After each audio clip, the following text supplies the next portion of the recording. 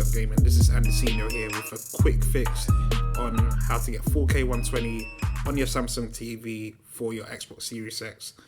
I know for a lot of people they were struggling to get 4K 120 Hertz at the same time on the Xbox Series X, especially on Samsung TVs. I use the Samsung Q90R, but I've managed to find a way to make sure that it's actually working correctly. So just wanted to share that with you, and hopefully that is able to help you out. So firstly, what we want to do, if you've got a Q90R or one of the One Connect box QLED Samsung TVs, make sure that the HDMI is plugged into HDMI 4, because for some reason this doesn't work on HDMI 3, 2 or 1.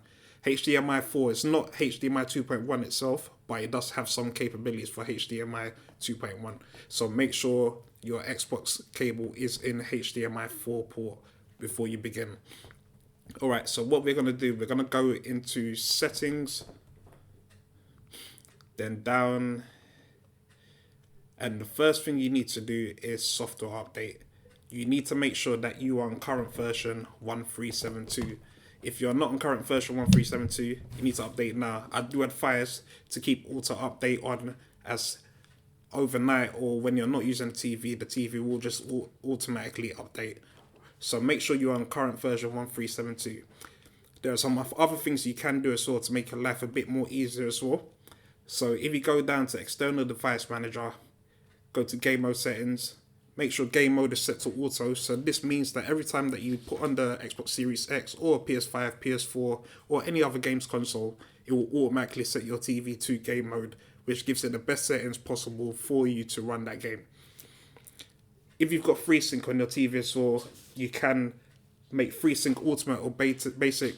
I advise Ultimate if you can possibly do it as well. Alright, so we are done on this side. If you do have Input Signal Plus as well, you can have Input Signal Plus set up. What this basically does is it recognizes the Xbox every time that you turn the Xbox on, and it will automatically come up with the Xbox logo on your screen, and it will just turn on the Xbox. As soon as you go into the Xbox source on your Samsung TV, it will just go straight onto the Xbox. Alright, so this is what you need to do in terms of settings for the TV. Now, the next bit is to go to your Xbox. So my Xbox is all the way down at the end. Let's get that turned on.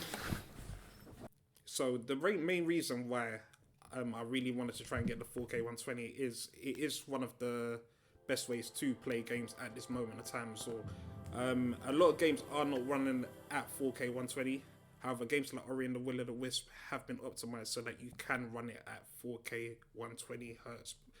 So you now need to go into settings on your Xbox Series X. From settings, go down to TV and display options. So my one is already set to 120 Hertz. But normally what would happen is your TV will be on 4K UHD at 60 Hertz like this. And when you try to change to 120 Hertz, you will get a lot of flickering on your screen. If you follow the steps that I've given you before, when you go to 120 Hertz, this time it should come with a normal screen, and you should be able to continue with 4K 120 Hertz. Of course, your TV needs to make sure that it can actually support 4K and 120 Hertz at the same time as well. And then you're good to go. And once we get into a game like Ori and Will of the Wisps, we should be able to get into a 4K 120 Hertz mode. You can also play in 6K, but if you want the best kind of action and best movement possible, 4K 120 Hertz. There we go. And once again, this is Andesino, Multi-Tap Gaming. Like and subscribe, and have a good one. Peace.